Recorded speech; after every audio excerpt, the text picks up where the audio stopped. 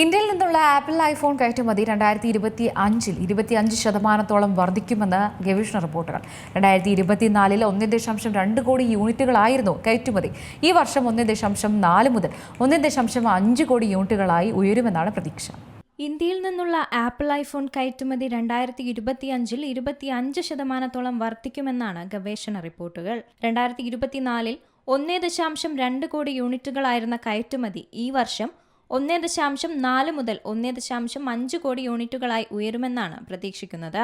International data corporation ഇന്ത്യയുടെ കണക്കനുസരിച്ച് 1.5 കോടി യൂണിറ്റുകളും കനലൈസിന്റെ റിപ്പോർട്ട് പ്രകാരം 1.4 കോടി യൂണിറ്റുകളും കൗണ്ടർ പോയിന്റ് റിസർച്ചിന്റെ കണക്കിൽ 18 മുതൽ 19% വർധനയുമാണ് പ്രവചിക്കുന്നത്. പഴയ മോഡലുകൾക്കുള്ള എക്സ്ചേഞ്ച് ഡിസ്കൗണ്ടുകളും തന്ത്രപരമായ വില നിർണയവും ഈ വളർച്ചയ്ക്ക് കരുത്തേകും. ഇന്ത്യ ആപ്പിളിന്റെ ഏറ്റവും വേഗത്തിൽ വളരുന്ന വിപണിയാണെന്നാണ് വിദഗ്ധർ ചൂണ്ടിക്കാട്ടുന്നത്. ആപ്പിൾ സീരീസിലെ പുതിയ അതിഥിയായി ഐഫോൺ 17 ഇന്ത്യയിൽ പ്രീ ബുക്കിംഗ് ഇതിനകം തന്നെ ആരംഭിച്ചിട്ടുണ്ട്. വെള്ളി വൈകിട്ട് മുതലാണ് ഇന്ത്യയിൽ പ്രീ ബുക്കിംഗ് ആരംഭിച്ചത്.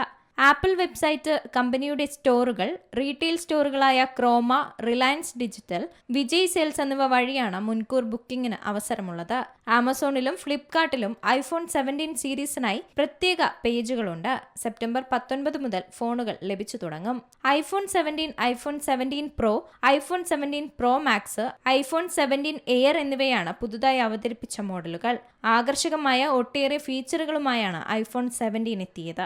ഐഫോൺ 16, ഐഫോൺ 16 പ്ലസ് മോഡലുകളുടെ വിലയിലും കുറവ് വരുത്തിയിട്ടുണ്ട്. News desk C Malayalam news. ഏറ്റവും പുതിയ വാർത്തകളും വിശേഷങ്ങളും വിരൽ തുമ്പിലറിയാൻ സി മലയാളം ന്യൂസ് എല്ലാ ഡിജിറ്റൽ പ്ലാറ്റ്ഫോമുകളിലും ലഭ്യം.